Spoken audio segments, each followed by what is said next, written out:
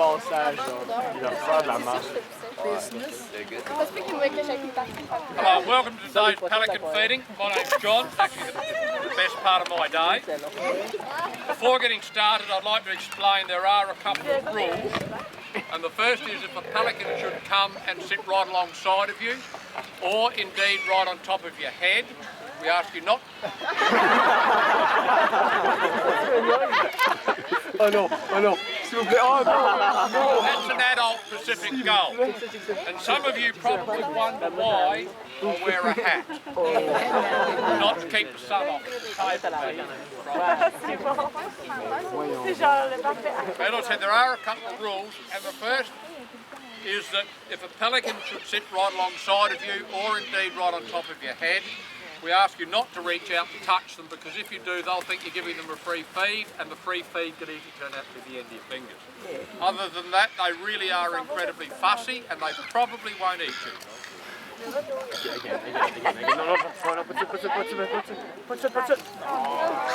The other very reasonable rule concerns photograph and video. Feel free to take as many as you like, but if I should happen to tip over, fall in the drink and make a complete goose of myself, which I feel right now, that's it, no more photos or video. Each evening, penguin tours are conducted from the pale blue-green building on the other side of the wharf. If you get there about 8:15, you've got more time to look at the local aquarium. Some of the fish are fed at 8:30. You're given a talk about them and the stars before going out on the penguin walk, and the whole thing will take about an hour. There's a second tour at 9:30. At this time of the year, penguin numbers are still quite low, but you will see some. Also, if you are from the northern hemisphere, we would encourage you to come down and have a look at the stars, because it will probably be the first time in your lives that you'll have ever seen the stars the right way up.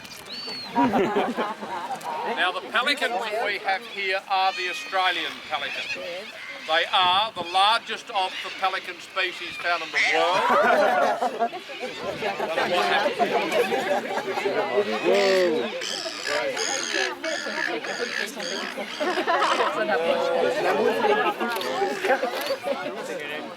As I said, they're the largest of the pelican species found in the world, but we do feel morally obliged to point out to people from America and Texas in particular, but not only are these pelicans the largest in the world, they're also by far the best looking pelicans in the world as well.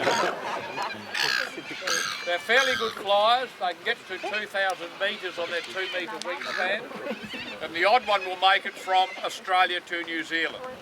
Their normal range extends from southern Indonesia, and they'll go as far south as northern Tasmania. And the reason they tend not to go further south is the cold worries them quite a lot. And the reason the cold worries them is they have very little protective oil or grease in their feathers to keep the water out. So if they bob around the ocean a lot, or it comes in cold, wet and rainy, they will eventually get wet through the skin and start to shiver. Now, it's not really cold today, but you can see quite a few of these birds are shivering. I don't think they're cold, I think they're just really pleased to see you and a little bit excited. The way in which they feed, a group of them, here comes a couple more, one of these might do a fancy water ski landing.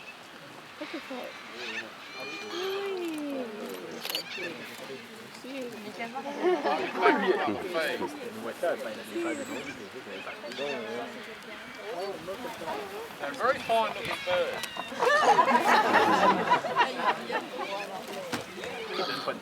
The way in which these birds feed, a group of them, acting as a group, will herd fish into shallow water. But once they've got the fish herded into the shallows, they scoop them up with their bills. As you would imagine, the pelican's bill opens and closes like this.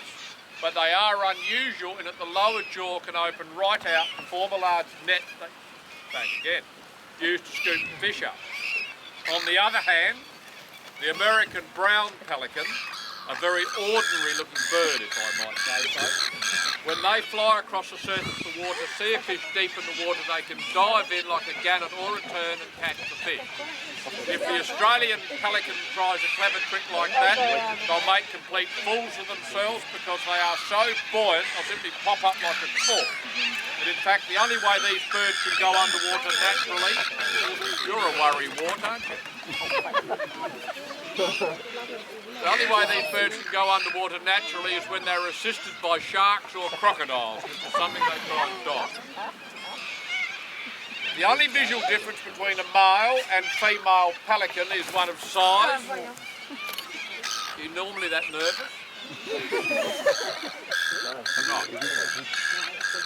And the only visual difference between a male and female pelican is one of size, with the male being larger. And the fully mature bird has a little bit of yellowy brown on the point of the chest that looks like water stain. It is in fact a feather colour change because the immature bird is plain white on the point of the chest and the very young bird is mousy brown in feather colour. So we haven't got any really young ones here tonight, but you can see a mousy brown bird over there on the rocks. That is the adolescent Pacific gull. Now, speaking of colours, as you can see, the normal colour for a pelican's bill and jowl is quite pale. However, when both the males and the females are ready to mate, the bill and the jowl will change to a deep pinky purple colour, and they will allow the jowl to hang down on the jaw and they will shimmer it in a mating display. For those of you who are particularly interested in the antics of pelicans, the female pelican does not mate for life, but is generally regarded as being fairly sporting. Now, I feed these birds every day of the year, and in order to do it, I buy fish from the local fish processor and run freezers when the fishermen can't get out. The whole exercise is very expensive. It is totally funded out of my pocket, and I go right through the winter when no one turns up so you can see us today. In order to help cover the costs, we ask for a donation of $3 per child, $5 per adult at the end of the feeding. If you have to leave early, feel free to leave the donation in my boot on the back of the ute, because to walk off without leaving a donation is regarded as being extremely mean, miserable and shabby, and it makes me irritable. Now we're going to begin by trying to feed some seagulls, and they're looking promising tonight. If the seagulls are hungry, they should take the fish from my hand. There is a fairly good chance that the pelicans will regard that as a complete and utter waste of perfectly good fish, and we may see some aerial combat. If you're exceptionally lucky, that aerial combat could take place over your head. And if you happen to get bombed, that is regarded as a bonus and an optional extra for which we don't charge. Most people find that incredibly generous, so we'll see how your luck holds out.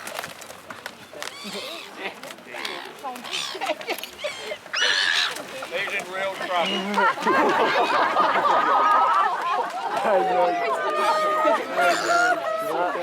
Now, sometimes you can trash a pelican's landing at the last minute by throwing a piece of fish at it. And I'll try and demonstrate with this one.